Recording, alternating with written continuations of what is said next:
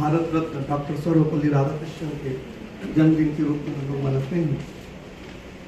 यद्यपि विश्व में शिक्षक दिवस 5 अक्टूबर को मनाया जाता है, पर भारत में 5 सितंबर को मनाया जाता है। इसका कारण ये है कि राधाकृष्णन का जन्म 5 सितंबर को हुआ था और विश्वविद्यालय में उन्होंने बहुत योगदान दिया था। 3 विश्वविद्यालयों में वो कुलपति रहे।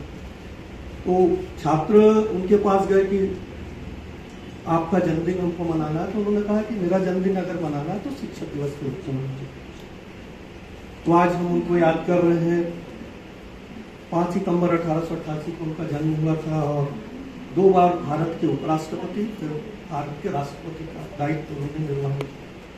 उनका पूरा शैक्षणिक काल जो था वो विश्वविद्यालयों में ही गुजरा। तो वो शिक्षा के महत्व को जानते थे।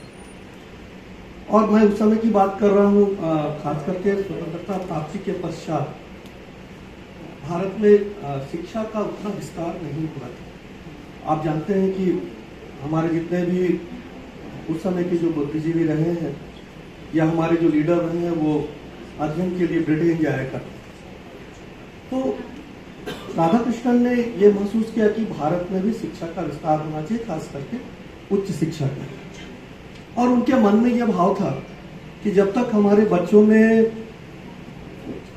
बच्चों का चरित्र उत्तम नहीं होगा, तब तक भारत का विकास नहीं हो सकता, भारत महान नहीं हो सकता है। और चरित्र का उत्तम चरित्र का निर्माण विश्वविद्यालयों में ही हो सकता है। जैसा कि आप जानते हैं कि भारत की जो भौगोलिक विषमताएं हैं,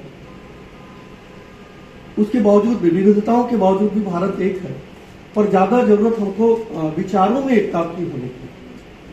और इस बात पर सर्वपल्ली डॉक्टर राधाकृष्णन बहुत जोर दिया करते थे। तो आज आवश्यकता इस बात की है कि चाहे वो स्कूल हो या महाविद्यालय या विश्वविद्यालय में, हम एक अच्छे छात्र का निर्माण करें, उनके चरित्र का निर्माण करें। ये पूरा दायित्व हम शिक्षकों का है, हम ही इसको कर सकते हैं। जैसा कि आप जानते हैं कि चाणक्य ने भी कहा था कि शिक्षक चाहे तो पूरी सभ्यता को परिवर्तन ला सकता है, विनाश भी कर सकता है और उसको अच्छा विकसित भी कर सकता है। तो ये पूरा देश को आगे ले जाने में शिक्षकों की भूमिका बहुत ही महत्वपूर्ण है।